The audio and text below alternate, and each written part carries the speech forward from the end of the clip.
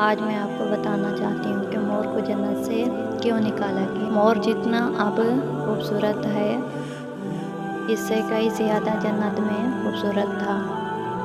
مور کی خوبصورتی پر سبھی پرندے فدا تھے، لیکن ان سب خوبیوں کے باوجود مور سے ایسی کون سی خطا ہو گئی تھی جس سے اللہ تبارک و تعالیٰ نے مور کو جنت سے نکال دیا۔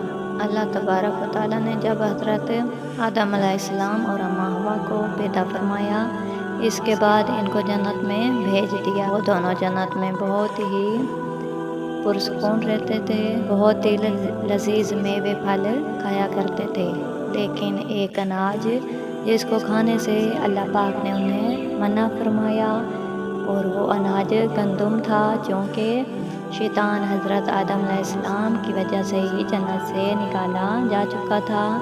اسی وجہ سے شیطان کی حضرت آدم علیہ السلام سے دشمنی ہو گئی تھی۔ شیطان یہ چاہتا تھا کہ وہ کسی بھی طرح حضرت آدم علیہ السلام کو جنت سے نکال دے، اور ساتھ میں اماں حوا کو بھی جنت سے نکال دے۔ جب شیطان کو یہ خبر ہوئی کہ حضرت آدم علیہ السلام کو تمام میوے کھانے کی اجازت ہے، لیکن گندم کھانے کی اجازت نہیں ہے، تو شیطان نے انتقام کی آگ دل میں لیے جنت کے دروازے کے پاس بیٹھ گیا، اور 300 سال تک وہاں بیٹھا رہا کہ کوئی جنت کے دروازے سے باہر آئے اور شیطان اس سے بات کر سکے۔ ایک دن اچانک سے مور جنت سے باہر آ گیا۔ شیطان اس کو دیکھتے ہی بہت خوش ہو گیا۔ شیطان نے پوچھا، اے خوبصورت پرندے، تم کون ہو؟ مور بولا، میں مور ہوں، اب تم اپنا تعارف کرواؤ۔ شیطان نے جواب دیا کہ میں عالم کروبیہ کا ایک فرشتہ ہوں، میں اللہ پاک کی عبادت سے ایک پل بھی غافل نہیں ہوں۔ میں چاہتا ہوں کہ میں جنت میں جاؤں، وہاں کی نعمتوں کا اپنی آنکھوں سے مشاہدہ کروں۔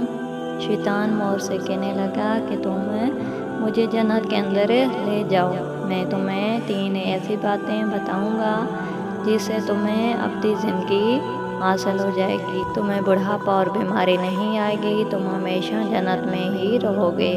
شیطان کی یہ باتیں سن کر لالچ میں آ کر مور نے کہا کہ مجھ میں تو اتنی طاقت نہیں کہ میں تمہیں جنت کے اندر لے جاؤں، لیکن ایک سانپ میرا دوست ہے، وہ شاید تمہاری مدد کر سکے۔ یہ کہہ کر مور سانپ کے پاس آیا، اس کو ساری بات بتائی۔ سانپ بھی شیطان کی باتوں سے بہت خوش ہو گیا، پھر شیطان کو اپنے منہ میں چھپا کے جنت میں داخل ہو گیا، اور یوں شیطان اپنی چال میں کامیاب ہو گیا۔ جنت کے تمام نگہبانوں کو یہ معلوم تھا کہ شیطان یہ چال چل رہا ہے اور جنت میں داخل ہو چکا ہے۔ فرشتے شیطان کو جنت سے نکالنے لگے، تب ہی اللہ پاک کا حکم ہوا کہ اس کو ابھی تک جنت میں ہی رہنے دیا جائے۔ وہ فرشتے اللہ تبارک و تعالیٰ کے حکم سے رک گئے۔ شاید یہ حضرت آدم علیہ السلام کا امتحان تھا۔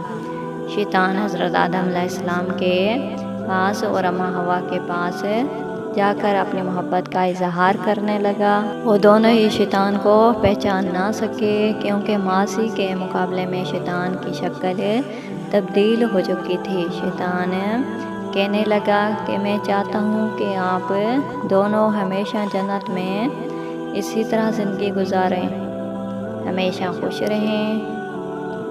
حضرت آدم علیہ السلام اس کی بات بہت غور سے سننے لگے۔ شیطان نے کہا، اگر آپ میری بات مان جائیں تو آپ کو جنت کی اور بھی تمام سہولتیں ملیں گی۔ حضرت آدم علیہ السلام شیطان کے بہکاوے میں آ کر کہنے لگے کہ یہ کس طرح ممکن ہے۔ شیطان کہنے لگا، ایک گندم کا دانہ اگر آپ دونوں چکھ لیں تو آپ کو ابدی حیات حاصل ہو جائے گی اور آپ جنت میں ہی رہیں گے۔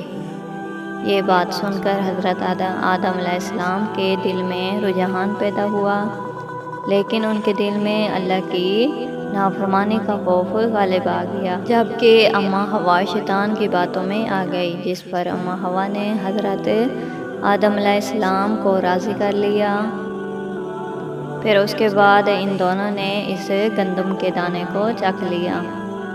جیسے ہی گندم کا دانہ ان کے اندر گیا تو دونوں کے ستر واضح ہو گئے، جس کے بعد دونوں اپنے اپنے ستر چھپانے لگے اور خوف خدا سے کانپنے لگے۔ اسی دوران اللہ تبارک و تعالیٰ نے فرشتوں کو یہ حکم دیا کہ حضرت آدم علیہ السلام اور اماں حوا دونوں کو زمین پر اتار دو۔ حضرت آدم علیہ السلام کو سری لنکا کے قریب نیچے زمین پہ بھیج دیا، جبکہ اماں حوا کو جدہ کی سرزمین پر اتارا گیا۔ جن خوبصورت پیروں سے چل کر مور شیطان کو جنت کے اندر لے کر آیا تھا، وہی خوبصورت پاؤں اللہ پاک نے مور سے لے لیے۔ سانپ جو اپنے منہ میں شیطان کو چھپا کر لایا تھا، اس کے منہ کی خوبصورت خوشبو کو چھین کر اس میں زہر ڈال دیا گیا۔ پھر مور کے ساتھ ساتھ سانپ کو بھی جنت سے نکال دیا گیا۔